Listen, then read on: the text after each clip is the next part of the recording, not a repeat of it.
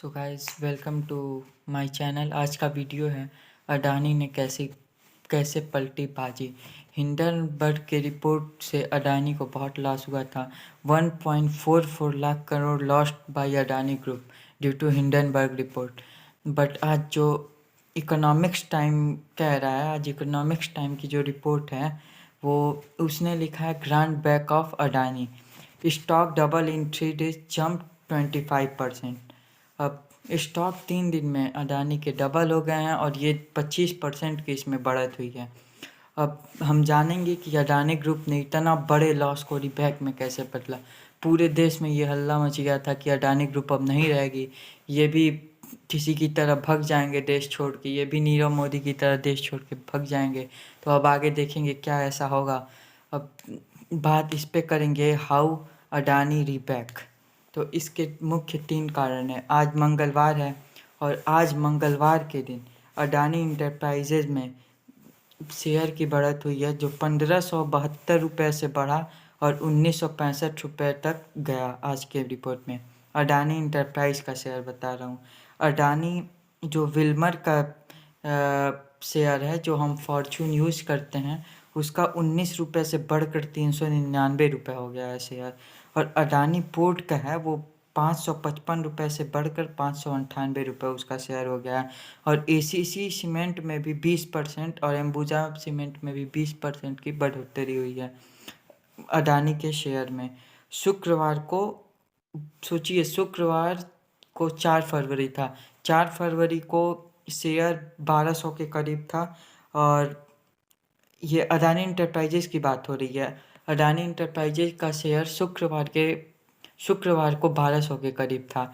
और आज है मंगलवार, यानी शुक्रवार 4 तारीख को अडानी का शेयर 1200 के करीब था और आज मंगलवार को अडानी का शेयर 1200 से बढ़कर 1965 रुपये हो गया है 8 तारीख को। 4 तारीख से 8 तारीख में इतनी बढ़त हुई है।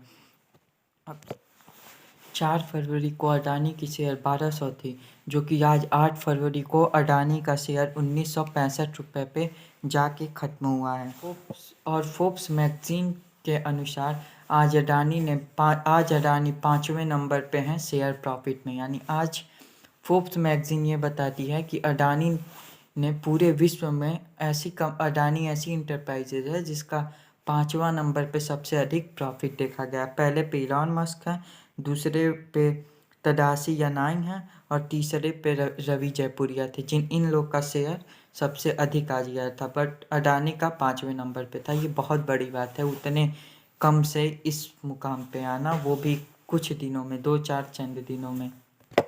अब बात करते हैं कि ऐसे ये अडानी ग्रुप ने कैसे इतना अच्छा मुकाम हासिल कर लिया। तो बात करेंगे पहला कारण का, जिससे अडानी ग्रुप रीबैक कर पाए। तो पहला कारण है JP Morgan. JP Morgan is like Hindenburg. ये भी एक अच्छी कंपनी है। ये जेपी मॉर्गन जो है वो एक एनालिस्ट बैंकिंग कंपनी है। वो कह रही है कि Adani still eligible for bond indexes, मतलब बॉन्ड इंडेक्सेस के लिए एलिजिबल हैं जो अडानी है। और मैं ये बता दूं कि जेपी मॉर्गन जितने भी आईआईटीएंस होते हैं और आईआईएम के स्टूडेंट होते हैं, ये कंपनी उनके लिए ड्रीम कंपनी होती है, जॉब करने के लिए ड्रीम जॉब कंपनी होती है जेपी मॉर्गन। ये भी हिंडनबर्ग के ही जैसी है। जैसे हिंडनबर्ग ने इनको डुबाया, वैसे ही पहला प्रयास किया जेपी मॉर्गन ने अडानी को उठाने के लिए।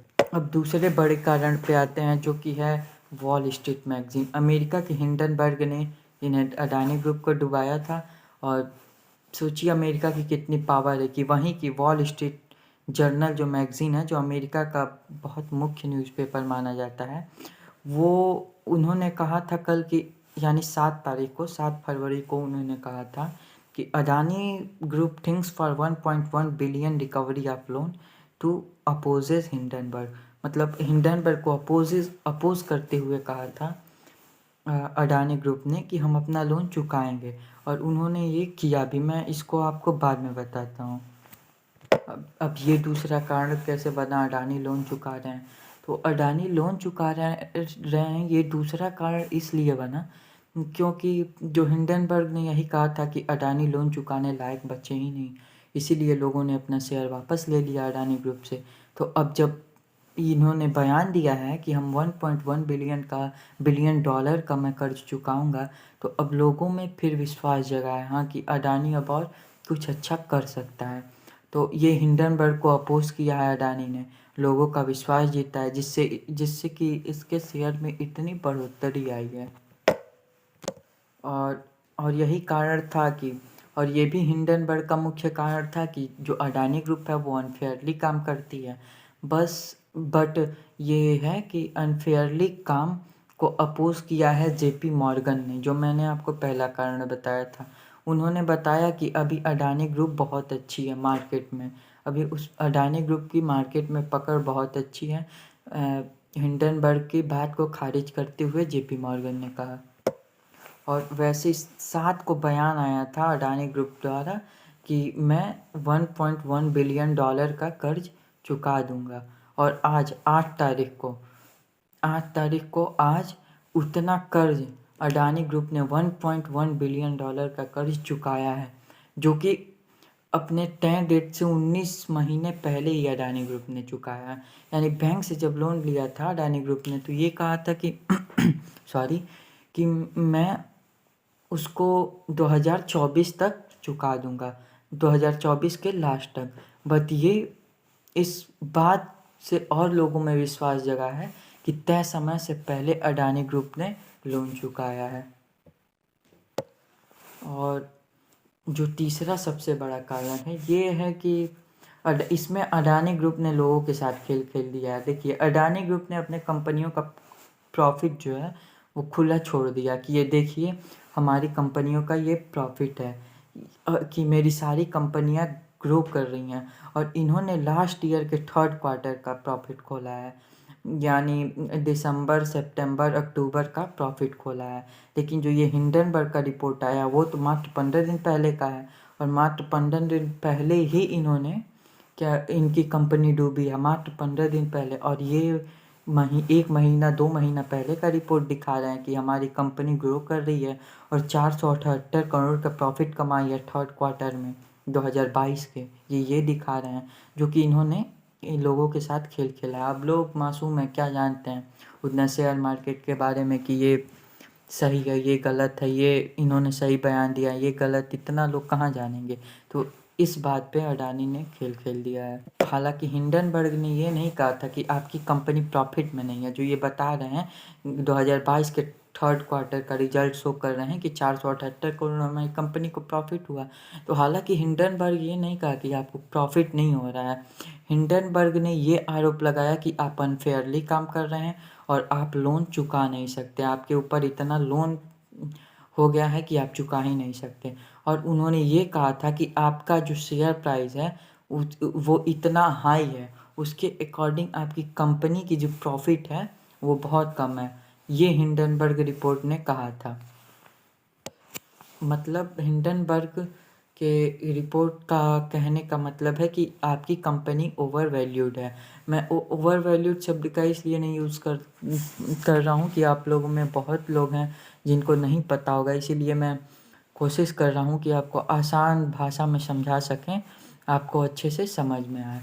तो ये लगाया था आरोप हिंडनबर्ग ने कि आपकी जो कंपनी है वो लोन नहीं चुका सकती, पहला आरोप। और दूसरा आरोप कि आपकी जो कंपनी है वो ओवर वैल्यूड है, यानी आपके कंपनी के शेयर प्राइस के अकॉर्डिंग आपके कंपनी का प्रॉफिट बहुत कम है। इस बात दूसरे पहले बात को तो अडानी ग्रुप ने वो कर दिया, ख़त्म कर दिया कि आपकी कंपनी लोन नहीं चुका सकती। अब इन्होंने तय समय के 19 महीने पहले ही 1.1 बिलियन डॉलर का लोन चुका दिए हैं, आज के दिन यानी 8 फरवरी को लोन चुका दिया इन्होंने। और दूसरे बात का जो है वो इन्होंने साफ उत्तर नहीं दे पाया। जो हिंडनबर्ग की दूसरी क्वेश्चन थी कि आपकी कंपनी ओवर वैल्यूड है, इसके लिए लोगों के साथ अडानी ने खेल खेल दिया, इतना बड़ा अपना 3rd क्वार्टर का रिजल्ट दिखा के कि हमारा इतना प्रॉफिट है। लेकिन हिंडनबर्ग भी सही ही कह रहा है, अब भाई हिंडनबर्ग भी अपना फ़ायदा ही चाहता है। तो हमें आपसे यही कहना है कि आप जो भी है शेयर मार्केट में आप अवेयर होकर काम करिए, क्योंकि एक समुद्र की लहर जैसी है, ये लहर आती है तो शांत रहता है, फिर उछाल आता है। तो ये वैसे ही है। अभी कुछ दिन पहले अडानी का जो शेयर था एकदम शांत पड़ गया। अब मैं आपको वीडियो के लास्ट में यही कहना चाहूँगा कि आप जहाँ भी शेयर मार्केट में काम करिए, आप अवेयर होके काम करिए हमेशा कि यहाँ ये जो शेयर मार्केट है वो एकदम समुद्र की लहर की जैसा है, कभी शांत होती है, कभी ऊपर उठती है। क्योंकि देखिए अभी कुछ दिन पहले जो अडानी ग्रुप का शेयर था एकदम शांत पड़ गया था, 2-4 दिन पहले एकदम गिर गया था। 2 ही 4 दिन में इतना उछाल आ गया है उनके डिसीजंस के कारण। तो हो सकता है फिर गिरावट है, तो इसीलिए आप अवेयर रहिए। बिना मार्केट के स्टडी किए हुए आप अधिक पैसा अपना ना फंसाएं। वो भी अगर आप मिडिल क्लास फैमिली से हैं तो मार्केट की अच्छे से स्टडी कर लीजिए, फिर आप उसमें पैसा लगाइए। मेरा कहना यही है। अब आप ये पूछेंगे कि आपकी जानकारी कैसे मान लूँ सत्य है या असत्य है। तो मैं ये जो भी जानकारी है वो आपको दे रहा हूँ। आप सारी जितना मैं ट्रुथ बताया हूँ आप इकोनॉमिक्स टाइम पे और जो वॉल स्ट्रीट जर्नल है अमेरिका का मुख्य न्यूज़पेपर, उसमें आप अगर 8 तारीख का आज का न्यूज़पेपर पढ़ेंगे। हालांकि मैं ये दोनों कोशिश करता हूँ कि सारा पढ़ लूँ ऑनलाइन फ़ोन पे, बट नहीं हो पाता। तो जो भी हो पाता है उससे मैं आपको ये जानकारी दे रहा हूँ और उसका पूरा प्रॉपर नोट्स भी बनाया हूँ आप ही के लिए, वीडियो बनाने की में थोड़ा हेल्प मिल जाए इसीलिए मैं नीचे देख भी रहा था। आप ये देख सकते हैं, आप ये देख सकते हैं, ये सब बनाया हूँ, स्टडी किया हूँ, ये आप देख सकते हैं। इसमें सारे तथ्य जितने भूलने वाले तथ्य थे वो लिखा हूँ। हालांकि ये मेरा पहला वीडियो था यूट्यूब या सोशल मीडिया पे, तो कोई भी त्रुटि हो तो आप क्षमा करिएगा। अगर आपको वीडियो पसंद आया तो लाइक करिए, चैनल को सब्सक्राइब करिए। धन्यवाद। और हाँ, मैं क्षमा चाहता हूँ क्योंकि ये जो लाइट प्रॉब्लम है और वीडियो क्वालिटी लो है। वीडियो क्वालिटी लो इसलिए है क्योंकि मेरा कैमरा उतनी हाई क्वालिटी का नहीं है। और ये जो लाइट की प्रॉब्लम है ये इसलिए है क्योंकि अभी जब मैं वीडियो बना रहा हूँ तब रात के 2 बज रहे हैं। मुझे दिन में समय नहीं मिला वीडियो बनाने के लिए।